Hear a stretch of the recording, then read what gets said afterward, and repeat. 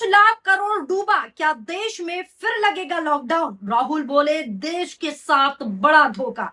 क्या देश एक बार फिर आर्थिक आपातकाल जैसी स्थिति से गुजर रहा है? क्या सरकार धीरे धीरे लोगों को बड़े संकट के लिए तैयार कर रही है? और क्या इसी वजह से प्रधानमंत्री नरेंद्र मोदी ने अचानक देशवासियों से गैर जरूरी विदेशी यात्राएं रोकने, पेट्रोल डीजल कम इस्तेमाल करने और वर्क फ्रॉम होम अपनाने की अपील कर दी है? दोस्तों, प्रधानमंत्री के बयान के अगले ही दिन शेयर बाजार में ऐसा भूचाल आया कि निवेशकों के 5 लाख करोड़ रुपए डूब गए।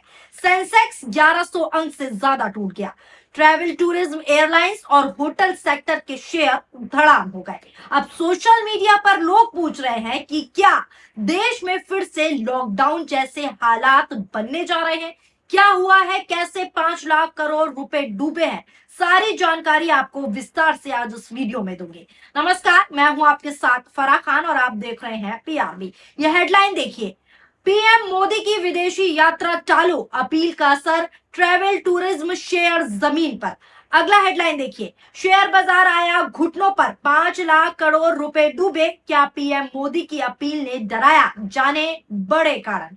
अगला देखिए head, share market crash, gold और पेट्रोल डीजल पर पीएम मोदी की अपील के बाद मार्केट हुआ क्रैश। सेंसेक्स 1000 पॉइंट डाउन, टूट गए ये शेयर।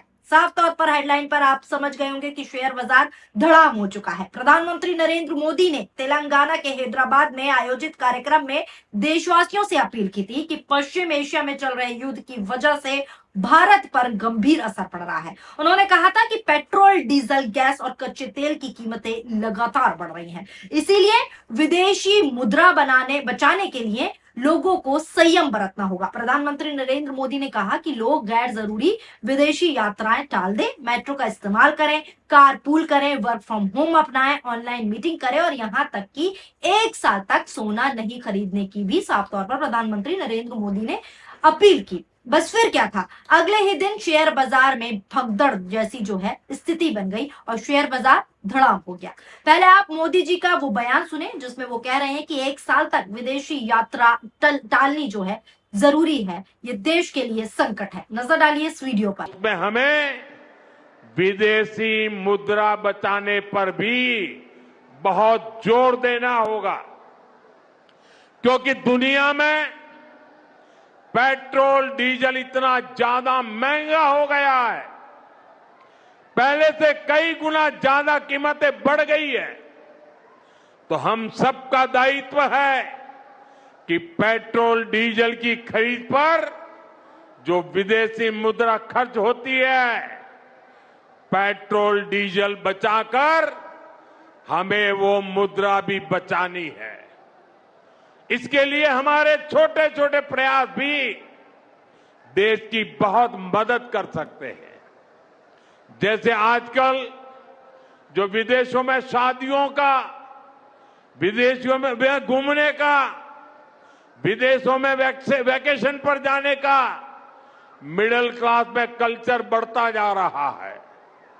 हमें तय करना होगा कि जब ये संकट का काल है और हमारी देशभक्ति हमें ललकार रही है, तो कम से कम 1 साल के लिए हमें विदेशों में जाने की बातों को टालना चाहिए। भारत में बहुत सारी जगह है, वहां हम जा सकते हैं। बहुत कुछ भारत में किया जा सकता है। इस बेटी को नीचे बिठाइए, उसे थक जाएगी। उस बेटी को बिठाइए। वो थैंक यू बेटा, थैंक यू। बैठिए, आप नीचे बैठिए। मैंने देख लिया बेटा, उसको देख लिया। अब आप बैठ जाइए। हाँ, इस छोटी बच्ची को क्यों परेशान करते हो भाई? इन बच्चों को बैठने दीजिए प्लीज। बच्चों को परेशान मत कीजिए जी। साथियों, हमें विदेशी मुद्रा बचाने के जो भी रास्ते हम लोग अपना सकते हैं, हमें बचाना होगा। सुना आपने, फिर क्या था? इस बयान के बाद यात्रा ऑनलाइन के शेयर में 5.32% की गिरावट आ गई। स्टॉक गिरकर 102 रुपए के आसपास पहुंच गया। थॉमस कुक इंडिया के शेयर 4% से ज्यादा टूट गए।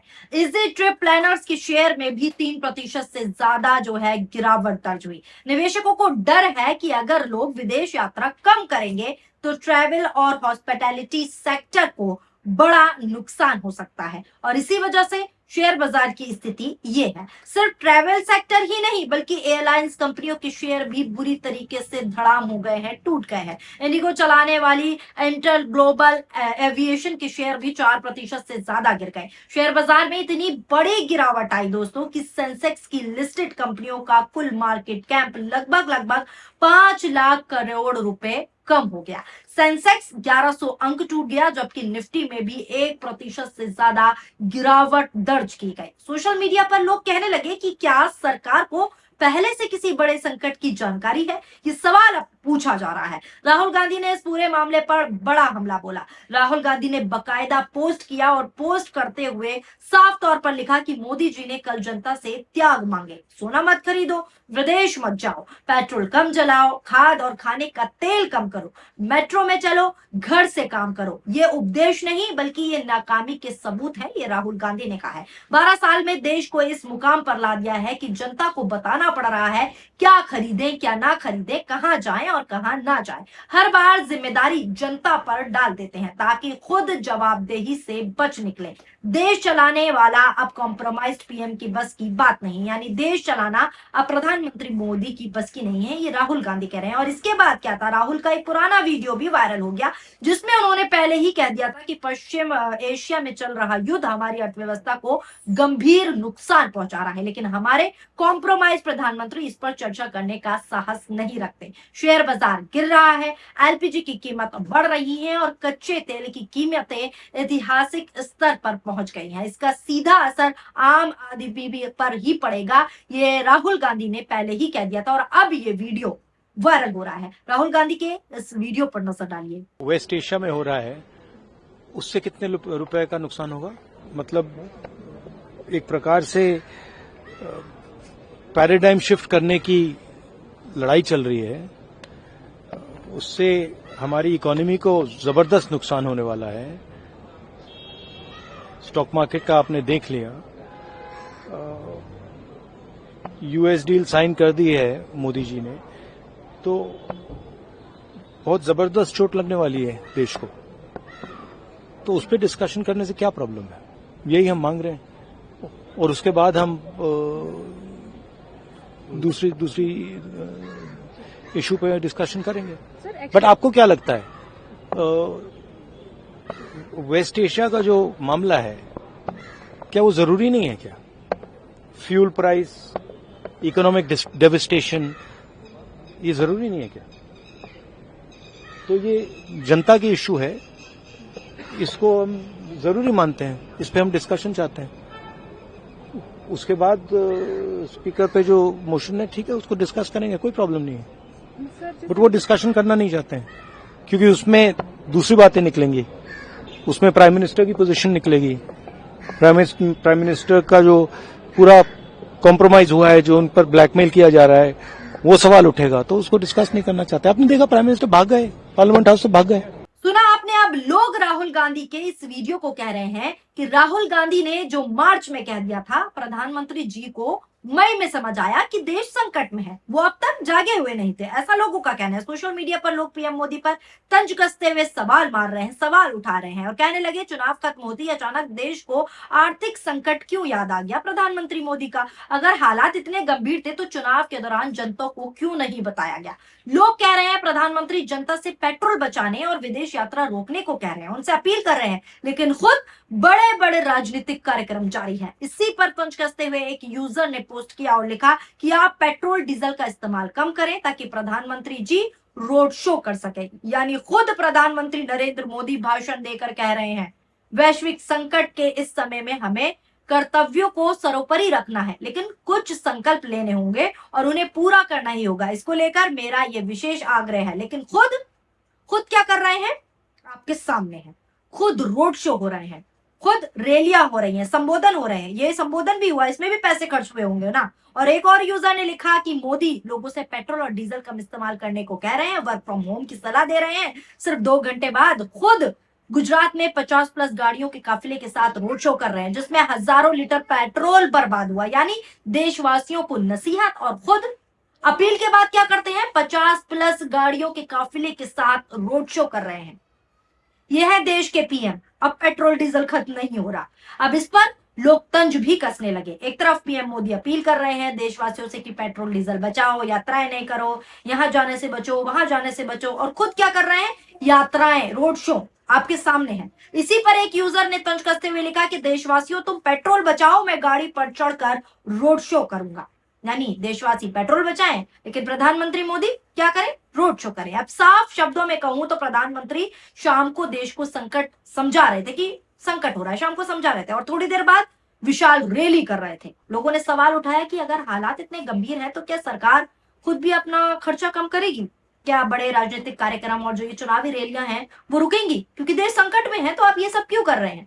इसी बीच कांग्रेस नेताओं ने भी सरकार को घेरना शुरू कर दिया। अलका लांबा ने भी पोस्ट किया और लिखा कि गांधी परिवार ने देश के लिए सोना दान किया था, लेकिन आज जनता को कहा जा रहा है कि सोना मत खरीदो, क्योंकि प्रधानमंत्री ये भी कह चुके हैं कि 1 साल तक सोना मत खरीदो, कोई फंक्शन मत करो। उन्होंने तंज कसते हुए कहा कि अब नोटबंदी की तरह सोना बंदी और शादी बंदी की तैयारी हो रही है।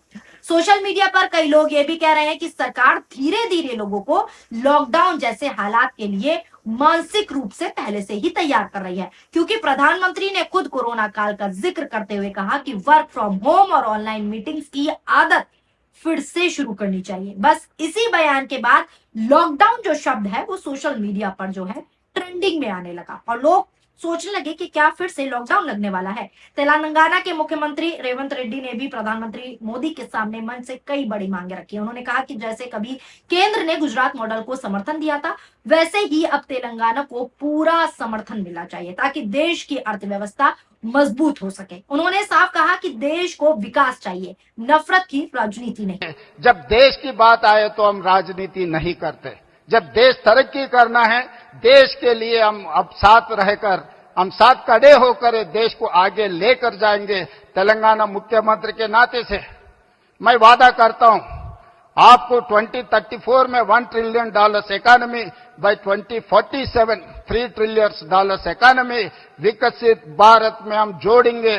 तेलंगाना राइजिंग 2047 घोषणा पत्र कामयाब हो जाएंगे आपके साथ मिल। अब इधर बाजार में गिरावट की एक बड़ी वजह दोस्तों ईरान और अमेरिका के बीच तनाव को भी साफ तौर पर माना जा रहा है। रिपोर्ट्स के हिसाब से बताऊं तो रिपोर्ट्स के मुताबिक डोनाल्ड ट्रंप ने ईरान के शांति प्रस्ताव को खारिज कर दिया है। इससे दुनिया भर के बाजारों में पूरी तरीके से संकट बढ़ने की स्थिति बढ़ गई और कच्चे तेल की कीमतों में उछाल भी साफ तौर पर देखने को मिल रहा है। एक्सपर्ट्स क्या कहते हैं? एक्सपर्ट्स का मानना है कि अगर पश्चिम एशिया संकट और गहरा हुआ और बढ़ा तो भारत पर इसका सीधा असर पड़ेगा, क्योंकि भारत बड़ी मात्रा में पेट्रोल, डीजल और गैस जो है आयात करता है। यही वजह है कि सरकार विदेशी मुद्रा बचाने पर जोर दे रही है, लेकिन विपक्ष इसे सरकार की खुली नाकामी और आर्थिक कुप्रबंधक बता रहा है।